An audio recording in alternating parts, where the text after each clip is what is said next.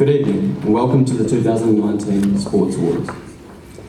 My name's Tom Stewart and I've had the privilege of being sports captain for 2019. When DK said to me, "You've got to write a speech about sports," instantly the long list of sporting success the college has seen this year came to mind. I started to think about how special sport is to me and how important I know it is to the rest of the college. And I asked myself, what is it that makes St Thomas sports so special? I was lying in bed thinking about it more and more, and all these memories started to run to mind.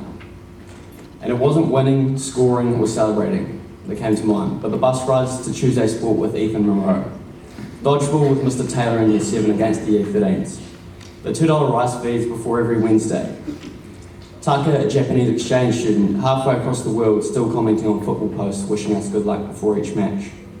And the one moment that really came to mind was Stewart and Seth, two of the biggest and scariest looking people I've ever seen in my life, sitting there putting their arms around me as a Year 10 in a football photo in Auckland. I thought about all these moments more and started to realise that what makes St Thomas Sports special and different is relationships. I couldn't tell you the score on the futsal matches, but I certainly remember the $2 rice feeds and the bus rides with my teammates before the games. And they're the things that will stick with me for the rest of my life. It's these relationships that give us the munnel and pride that makes 350 of your brothers chant when you turn down and you're down and out. It's these relationships that make 5 old boys not only travel up to Wellington to watch us play in the futsal final, but perch themselves right in the middle of a 300 strong Scots College army and belt out the school song, "We Are One." It's these relationships that make you want to travel out to Lincoln on the bus in the freezing cold on a Friday night to support the first 15 and rep the blue blazer. I'm not sure what it is, but this sense of brotherhood is just something that comes with being a part of it, being an STC man. And without it, the college will be a very different place.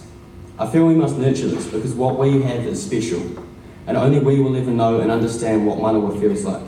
It can't be described, but you certainly know because the hairs on the back of your neck will stand up.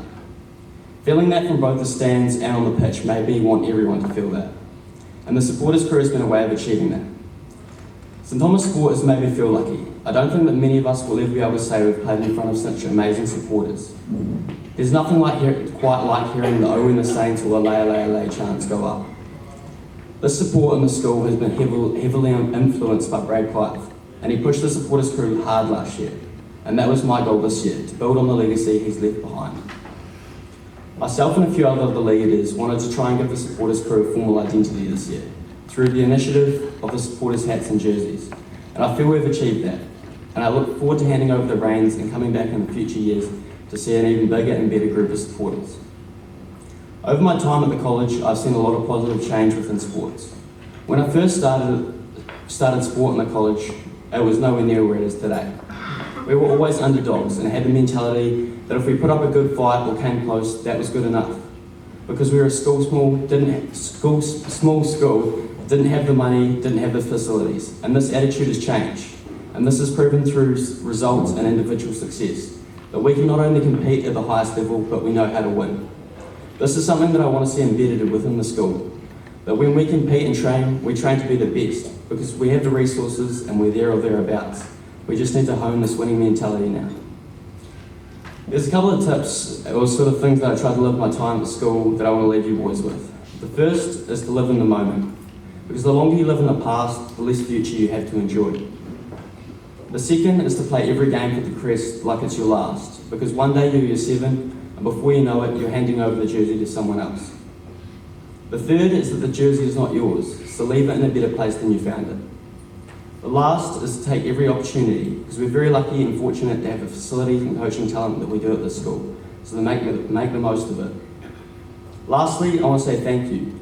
Thank you to the parents and especially the teachers who take out their own time to provide us with the platform to excel. Without them, sport in the school wouldn't be in the positive place that it is today. And of course to you boys, thank you for making my time so special. I will cherish the memories with you forever, and nothing will ever compare to storming a field to celebrate a Saints win. Seeing the backing the supporters crew has had this year has made me really proud, and I challenge you boys to continue this legacy. I wish you all good luck in your future sporting endeavours, and I'd now like to hand over to Director of Sport, Mr. O'Brien. Thank you.